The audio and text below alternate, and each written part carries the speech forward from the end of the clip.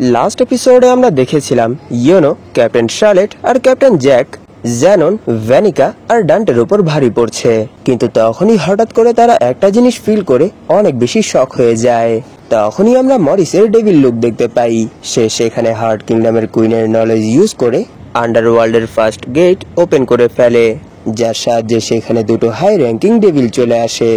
এই এপিসোডের শুরুতে আমরা সেই দুই ডেভিলকে দেখতে পাই। তখন সেখানে ন্যাচ বলে ব্লুমেডি তাদেরকে দেখে ভয় কাঁপছে। তারা আন্ডারওয়ার্ল্ডের ফার্স্ট লেয়ারের সব থেকে হাই র্যাঙ্কিং ডেভিল, আর তারা সরাসরি ট্রি অফ ক্যালিপোদের সাথে কানেক্টেড। আমি ভেবেছিলাম তারা ডার্ক ট্রাইডের মেম্বারদের মতোই স্ট্রং হবে, কিন্তু না, এখানে আমার গেস পুরোপুরি ভুল ছিল। তাদেরকে দেখে তো মনে হচ্ছে তাদের পাওয়ার অন্য কোনো লেভেলের।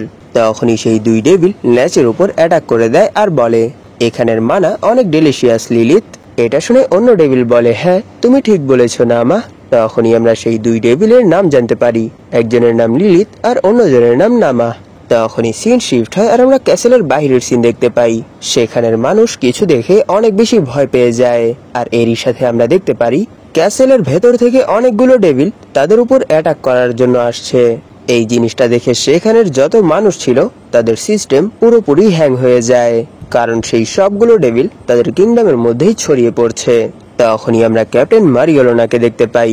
সেও সেই একই মানা ফিল করতে পারে, আর এরই সাথে সে একটা জিনিস দেখে অনেক বেশি শক হয়ে যায়, কারণ তিনি কিছুক্ষণ আগে যেই ডিমনকে হারিয়ে দিয়েছিল সেই ডিমন এখন পুরোপুরি হিল হয়ে গেছে। তাকে এভাবে হিল হতে দেখে ক্যাপ্টেন মারিওলোনা বলে এখনই তো আসল মজা শুরু হবে।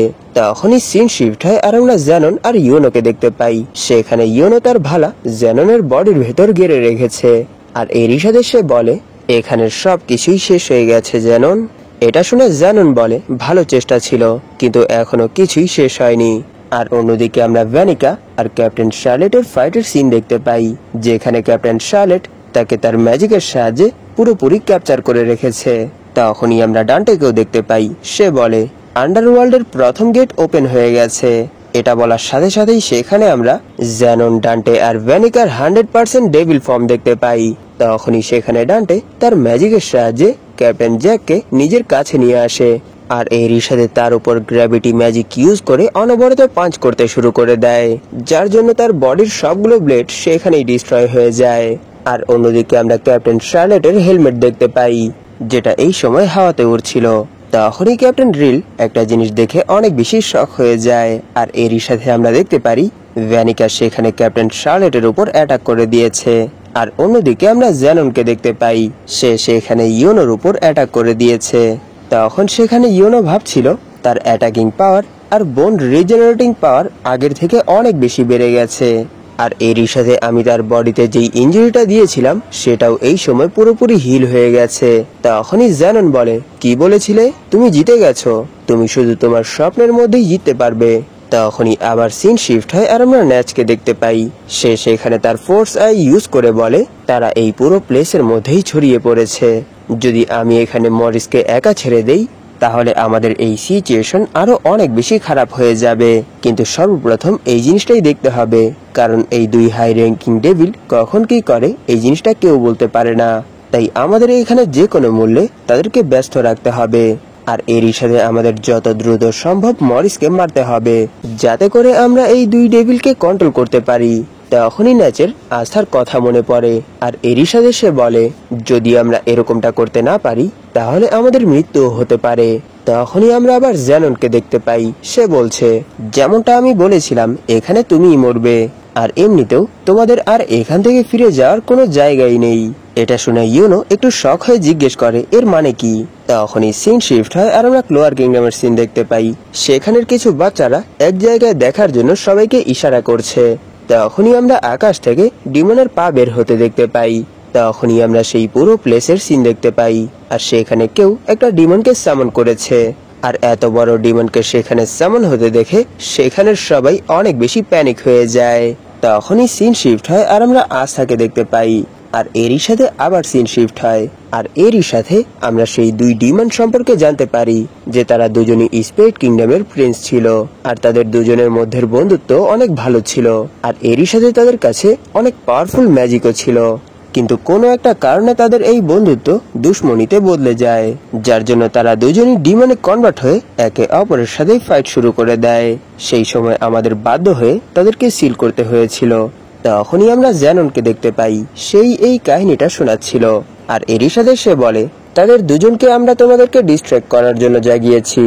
এখন যেহেতু ক্লোয়ার কিংডমের স্ট্রংগেস্ট ম্যাজিক নাইট এখানে আছে, তাহলে এই সময় ক্লোয়ার কিংডমকে কে বাঁচাবে? এটা শুনে ইয়োনোর অবস্থাও অনেক বেশি খারাপ হয়ে যায়। তখনই আমরা ক্যাপ্টেন মারিওলোনাকে দেখতে পাই। তিনি বলে সে এখানে তার পাখার সাহায্যেই মানা অ্যাবজর্ব করছে, যার জন্য এই সময় তার পাওয়ার আগের থেকে অনেক বেশি বেড়ে গেছে। তখনই সিন ক্লোয়ার কিংডমে শিফট হয়। আর এরই সাথে সেখানে আমরা উইজার্ড কিংকে দেখতে পাই। তিনি বলছিল, আমি জানি আমার এই বডিতে অত বেশি পাওয়ার নেই যার সাহায্যে আমি সেই ডেভিলকে হারাতে পারবো, তাই আমি তোমাদের কাছে সাহায্য চাচ্ছি। যদিও তোমরা কোনো ম্যাজিক নাইট না, আর এখানে আমার ফুল পাওয়ার রিলিজ করতে কিছু সময় লাগবে, তাই প্লিজ তোমরা ততক্ষণ পর্যন্ত এই জিনিসটা হ্যান্ডেল করার চেষ্টা করো। এই সময় এই কিংডমে তোমাদের পাওয়ারের প্রয়োজন অনেক বেশি। আর অন্যদিকে আমরা দেখতে পারি সেই ডেভিল ক্লোয়ার কিংডমের দিকেই এগোচ্ছে, আর তাকে দেখে সেখানের সিটিজেন্সরা এদিক ওদিক ভয়ে পালাচ্ছে। তখনই সেখানে ক্যাপ্টেন কাইজার তার টিমের সাথে চলে আসে, আর তার উপর ওয়ারটেক্স ম্যাজিক এরিয়া হিলিং এর সাহায্যে অ্যাটাক করে দেয়। কিন্তু সেই ডিমন শুধু তার হাতের সাহায্যেই সেই অ্যাটাকটা ব্লক করে ফেলে।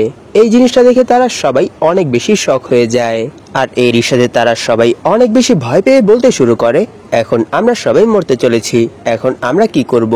আর এই সব কিছু দেখে কিংও অনেক বেশি ভয় পেয়ে যায়, আর এরই সাথে বলে, না, এরকম কিছুই হতে পারে না।